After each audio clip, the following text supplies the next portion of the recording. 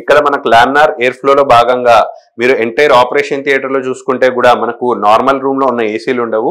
ఈ laminar air ఫ్లోలో ఎలా డిఫరెన్స్ వస్తుంది అంటే ఆపరేషన్ థియేటర్ యొక్క సెంటర్లో నుంచి మనకు ఇక్కడ పైన మనకు ఇన్ఫ్లో ఆఫ్ ఎయిర్ ఉంటుంది. అంటే మనకు పైన ఈ హాస్పిటల్ యొక్క పైన మనకు సపరేట్ ఎయిర్ ఫిల్టర్ ఛాంబర్ ఉంటుంది.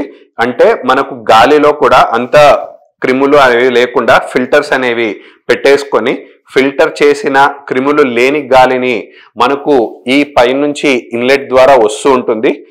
అండ్ పైనుంచి వచ్చిన గాలి ఇక్కడే నిలువ ఉండకుండా ఇమీడియట్లీ బయటికి వెళ్ళిపోయేలా, అంటే ఒక ఫ్లో అనేది మెయింటైన్ చేసేలా.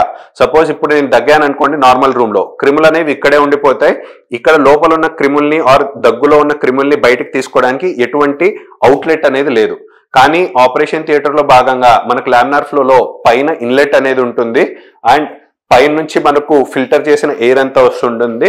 అండ్ ఆపరేషన్ థియేటర్ యొక్క 4 కార్నర్స్ లో లైక్ ఇప్పుడు నేను చూసుకుంటే అక్కడ ఇన్లెట్ అనేది ఉంది అండ్ ఇక్కడ అవుట్లెట్ అనేది ఉంది.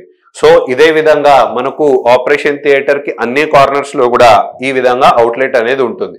సో దీనివల్ల ఏమవుతుంది, సపోజ్ ఇక్కడ ఏదైనా పేషెంట్ దగ్గినప్పుడు క్రిములు బయటికి ఫస్ట్ వస్తాయి అండ్ బయటకు వచ్చి మనకు ఇక్కడ ఇన్ఫ్లో ఉంది అండ్ ఇక్కడ నుంచి అవుట్ ఫ్లో ఉంది. కాబట్టి ఇక్కడ నుంచి ఇప్పుడు నేను దగ్గినప్పుడు వచ్చిన క్రిములన్నీ కూడా ఇదన్నీ సెర్చ్ చేసేస్తుంది. కాబట్టి మనకు వచ్చిన క్రిములు ఇక్కడే నిలువ ఉండకుండా ఫటాఫట్ అది లాగేసుకుంటుంటుంది. కాబట్టి ఒక సర్జరీ తర్వాత నెక్స్ట్ సర్జరీకి ఆ క్రిముల యొక్క ఇంపాక్ట్ అనేది లేకుండా మనకు ఈ అవుట్లెట్స్ అనేవి ఉండడం వల్ల గాలి వస్తుంది, గాలి వెళ్ళిపోతుంది, వస్తుంది వెళ్ళిపోతుంది అనే సైకిల్ మెయింటైన్ చేయడం వల్ల లోపల క్రిములు నిలువ ఉండకుండా ఉంటాయి.